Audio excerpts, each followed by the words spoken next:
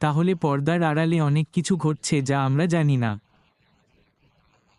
সাধারণত যখন আমরা তার সম্পর্কে কোনো খবর পাই না, তার মানে হলো তিনি পর্দায় আছেন, অন্য কোনো কাজে খুব ব্যস্ত।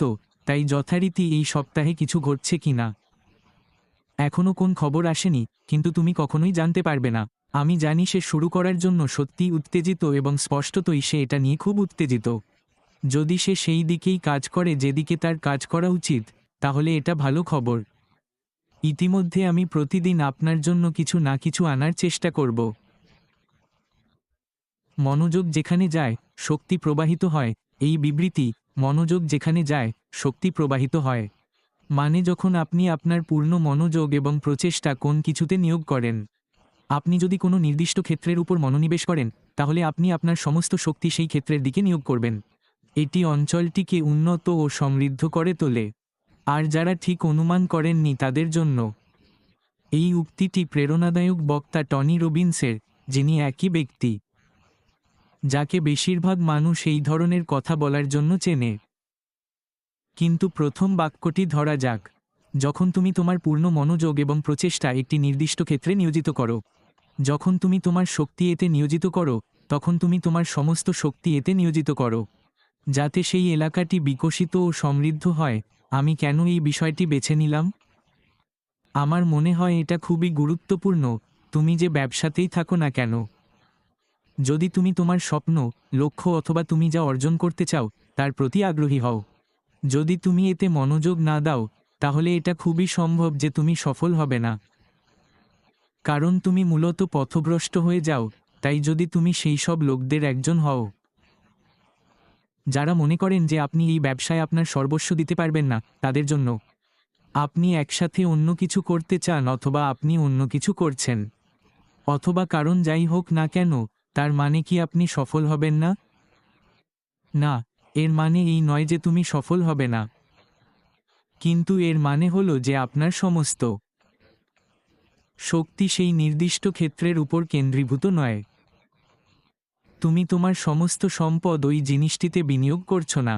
তুমি যা অর্জন করতে চাও, তুমি আসলে আপনার সম্পদগুলিকে অন্যান্য ক্ষেত্রে ভাগ করে দিচ্ছেন, এবং যদি আপনি এটি করছেন তবে এটি অবশ্যই আপনার ব্যবসায়ের বৃদ্ধি এবং অগ্রগতিতে অবদান রাখবে না। কেন? আসলে তুমি নিজেকে খুব বেশি ছড়িয়ে দিচ্ছ, তুমি তোমার সমস্ত শক্তি নিয়েছ। আপনার সমস্ত মনোযোগ একটি ক্ষেত্রের উপর কেন্দ্রীভূত না করা, কারণ এটি বিভিন্ন দিকে যাচ্ছে। এই কারণেই আমি এই সিদ্ধান্ত নিয়েছি এবং এখন সেপ্টেম্বরে প্রায় 8 বছর ধরে এটাই আমার একমাত্র পেশা। এতে জীবন সহজ হয়ে যায়, জিনিসপত্র অনেক সহজ হয়ে যায়। কেন? আমার শুধু একটা জিনিসের উপর মনোযোগ দেওয়া প্রয়োজন। আমার শুধু একটা জিনিসের উপর মনোযোগ দিতে পারি, আর আমি জানি আমার মনোযোগ কোথায় যাচ্ছে। আমার শক্তি সেই দিকে প্রবাহিত হবে। এর অর্থ হলো আমার মন লক্ষ্যের উপর কেন্দ্রীভূত। আমি যা অর্জন করার চেষ্টা করি তার উপর আমার মন কেন্দ্রীভূত। এবং এখানেই আমার কাছে এটা খুবই গুরুত্বপূর্ণ যে তুমি আপনার ব্যবসা থেকে সেরাটা পেতে এগুলি গ্রহণ করুন এবং ব্যবহার করুন। তো আমি যেমন বলেছি, এই বাক্যাংশটি প্রায়শই প্রেরণাদায়ক বক্তা টনি রবিন্স ব্যবহার করেন, যদিও এই ধারণাটি ইতিমধ্যেই বিদ্যমান একটি ধারণা প্রকাশ করে। কিন্তু এর মূল উদ্দেশ্য হল আপনি তোমার সীমিত শক্তিকে ওই জিনিসগুলোর দিকে নিয়োগ করো যা তুমি বাড়াতে চাও। যে জিনিসগুলো তুমি ভয় পাও বা এড়িয়ে যেতে চাও, সেগুলো নয়। এটা মজার, তাই না? ইতিবাচক বিষয়গুলোর উপর মনোযোগ দেওয়া, ওই বিষয়গুলোর উপর মনোযোগ দেওয়া যা তোমাকে এগিয়ে যেতে সাহায্য করবে। তুমি যা জানো না তার উপর মনোযোগ দেওয়ার পরিবর্তে, যার মধ্যে একটি হলো ভয় আর অন্যটি হলো অনিশ্চয়তা।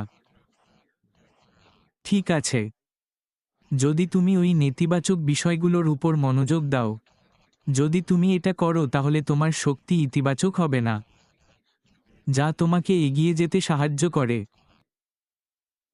তাহলে এবার এই উক্তিটির মূল অর্থগুলো দেখা যাক। মনোযোগ ফলাফল নির্ধারণ করে। তুমি কিসের উপর মনোযোগ দিতে চাও তার উপর তোমার জীবন নির্ভর করে। তুমি যদি তোমার লক্ষ্যের উপর মনোযোগী থাকো তাহলে তুমি সেগুলো অর্জন করতে পারবে। যদি তুমি তোমার সমস্যার সমাধান করতে পারো তাহলে লাভের জন্য গতি তৈরি করো। তুমি জানো যখন তুমি মনোযোগ দাও তখন কি হয়? এটা সত্যিই বেশ সহজ, তাই না? আপনার মনোযোগ যেদিকে যায়, যেখানে তোমার মনোযোগ প্রবাহিত হয় সেখানেই তোমার শক্তি প্রবাহিত হয়। তাই যখন তুমি ইতিবাচকতার উপর মনোযোগী হও, ভালো ব্যবসা, তোমার মনে যে লক্ষ্যগুলো আছে এবং তুমি কোথায় থাকতে চাও, যখন তুমি ওটার উপর মনোযোগ দেবে তখন স্বাভাবিকভাবেই সবকিছু সেভাবেই প্রবাহিত হবে। এটাই তোমার লক্ষ্য, সেখান থেকেই তোমার গতি আসবে। যদি তুমি সমস্যাগুলোর উপর মনোযোগ দাও, তাই তারাও সেখানে যাবে। শক্তি একটি সীমিত সম্পদ। এটা কখনো বদলায় না। তুমি যেখানে থাকতে চাও এটা বদলায় না। সেটা আর্থিক অঙ্ক হোক, সম্পদের অঙ্ক হোক, সেটা তোমার শারীরিক গঠন হোক, তোমার স্বপ্ন হোক, গাড়ি, বাড়ি, ছুটি, যাই হোক না কেন, এই জিনিসগুলো আসলে খুব একটা বদলায় না। কারণ এটা সবসময় তোমার দৃষ্টিভঙ্গি, তোমার স্বপ্ন। তুমি যেখানে যেতে চাও, তাই এটা সত্যিই আকর্ষণীয়, তাই না? এমনকি যদি আপনার সময়, মনোযোগ এবং প্রচেষ্টার সীমিত শক্তির সংস্থান থাকে, সেই একটা জিনিস, চূড়ান্ত দৃষ্টিভঙ্গি এবং লক্ষ্য একই থাকে। এছাড়াও একটি ইতিবাচক মানসিকতা ইতিবাচক ফলাফল তৈরি করে। আমরা কতবার এই কথা শুনেছি, অনেকেই। অনেক সময় একটি পিএতে একটি ইতিবাচক মানসিক মনোভাবই সবকিছু। এই ইতিবাচক মানসিকতা যোগ করুন এবং আপনার জীবনে আরও ভালো ফলাফল দেখুন। সচেতনভাবে বিষয়গুলিতে মনোনিবেশ করে আপনি প্রাচুর্যের মানসিকতা গড়ে তুলতে পারেন, যা আপনাকে আরও ইতিবাচকতা আকর্ষণ করতে সাহায্য করে। আমরা কতবার তোমাদের সকলের মতামত জানিয়েছি? যদি পারো, ওই সব মানুষের সাথে আড্ডা দাও, যাদের তুমি তোমার চেয়ে ভালো মনে করো, কারণ তারা তোমাকে আরও উচ্চ স্তরে টেনে নিয়ে যায় যদি তুমি ওই সব লোকদের সাথে আড্ডা দাও। অর্থাৎ, গড় বা যাই হোক না কেন, তাহলে তুমি নিজেকে উন্নত করতে পারবে না, তুমি নিজেরই আরও ভালো সংস্করণ হতে পারবে না। কারণ তুমি ভালো লোকের সাথে মিশছো না। এটা আসলে একটা ভালো কথা। সফল হতে চাইলে আপনার এই কাজটি করা উচিত। সফল ব্যক্তিদের সাথে কেন আড্ডা দেবেন? কারণ এটি তোমার উপর প্রভাব ফেলবে। তুমি ব্যবসার গুণাবলী জানতে পারবে। তুমি জানতে পারবে কিভাবে তারা সফল হয়েছে এবং তুমি কখনোই জানতে পারবে না। তুমি নিজে এটা করতে শিখতে পারো। তাই সেই ইতিবাচক মানসিকতা থাকা, সেই প্রাচুর্যের মানসিকতা বৃদ্ধি করা সত্যিই গুরুত্বপূর্ণ।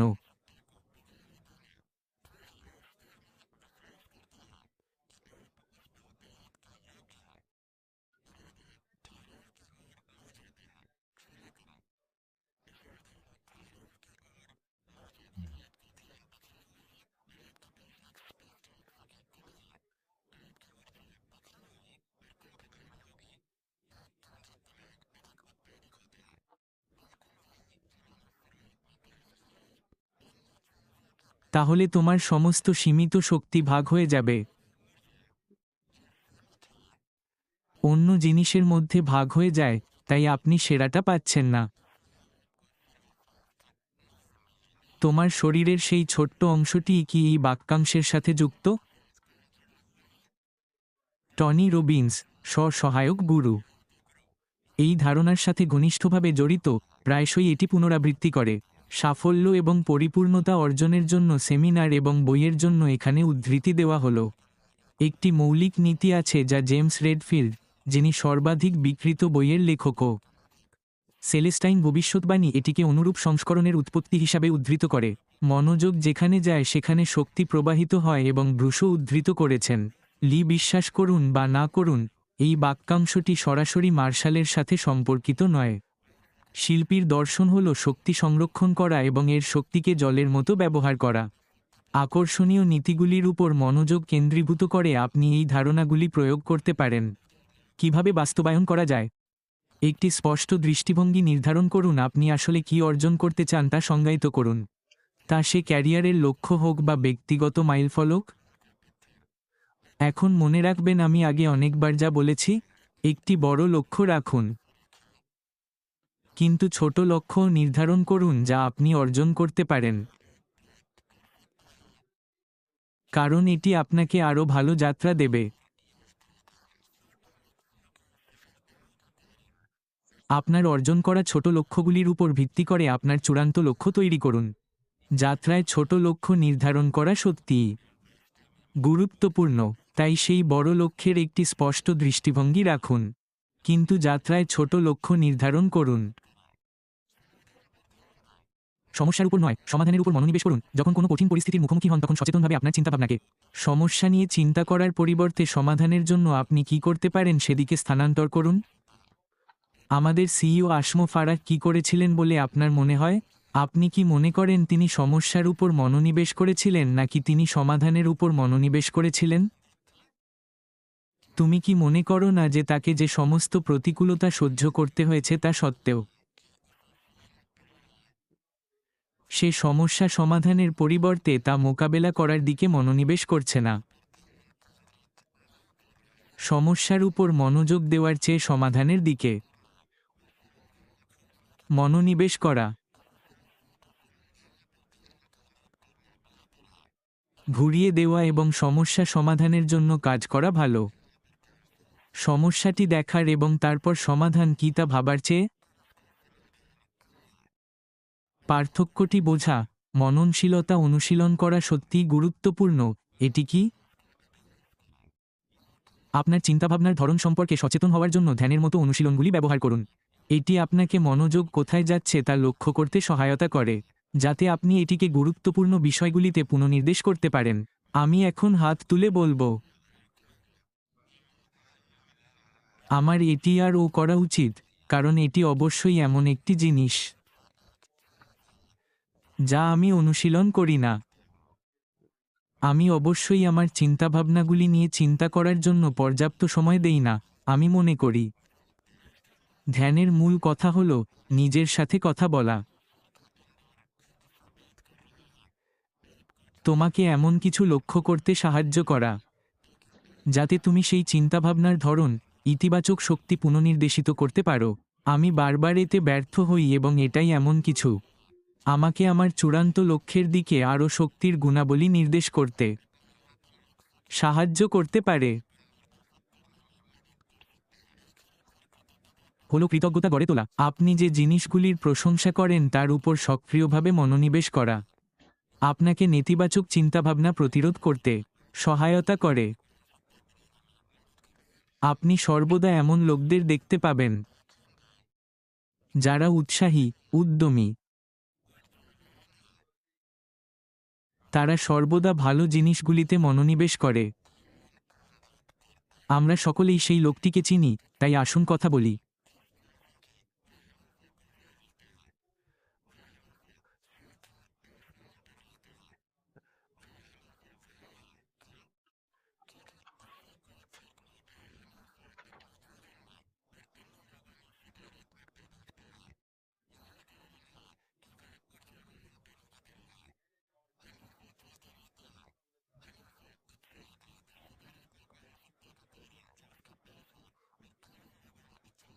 সে ছিল এখানেই, আমাদের তার কাছ থেকে কিছু শেখা উচিত। সেই কৃতজ্ঞতা বিকাশ করা উচিত, এমন জিনিসগুলিতে মনোনিবেশ করা উচিত যা আপনি প্রশংসা করেন, এবং এটি নেতিবাচক চিন্তাভাবনা প্রতিরোধ করতে এবং আরও ইতিবাচক মানসিকতা তৈরি করতে সহায়তা করে। আমরা সকলেই পারি, আমরা অন্য লোকেদের কাছ থেকে জিনিস শিখতে পারি। তাই আমি বলেছিলাম, চেষ্টা করুন এবং এমন লোকদের সাথে আড্ডা দিন যারা আপনার চেয়ে ভালো। যখন আমি বলতে চাই আপনার চেয়ে ভালো, তাহলে এর অর্থ কি? আপনি কাদের প্রতি শ্রদ্ধাশীল, কারণ তাদের জ্ঞান বেশি বা তাদের আছে আরও ভালো দৃষ্টিভঙ্গি আছে বা তাদের আরও শক্তি আছে বা যাই হোক না কেন। যদি আপনার অভাব থাকে ওই সব ক্ষেত্রে, তাহলে এমন লোকদের সাথে আড্ডা দাও যারা প্রচুর পরিমাণে এটি প্রকাশ করে এবং এটি তোমার উপর প্রভাব ফেলতে পারে। যাই হোক বন্ধুরা, আজ আমার জন্য এই বিষয়ে এতটুকুই। মনোযোগ কোথায় যায়, শক্তি প্রবাহিত হয়। আমি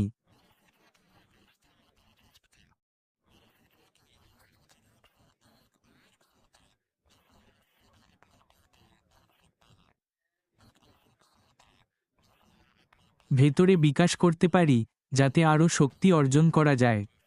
চূড়ান্ত পুরস্কার কি তার উপর আরও মনোনিবেশ করতে পারি। কেবল তুমিই জানো তোমার পুরস্কার কি। তোমারটা আমার থেকে আলাদা, সবাই সবার থেকে আলাদা। তাই অন্য কারো পুরস্কারের দিকে তাকিয়ে ভাবো না। আমি যদি তাদের পুরস্কার পেতাম, কারণ সেই পুরস্কার তোমার নয়, তোমারটা অনন্য। এটা তোমার নিজস্ব এবং এটাই অর্জনের চেষ্টায় তোমার সমস্ত মনোযোগ এবং সমস্ত শক্তি নিয়োগ করা উচিত। আজকের জন্য আমার পক্ষ থেকে এটাই বন্ধুরা।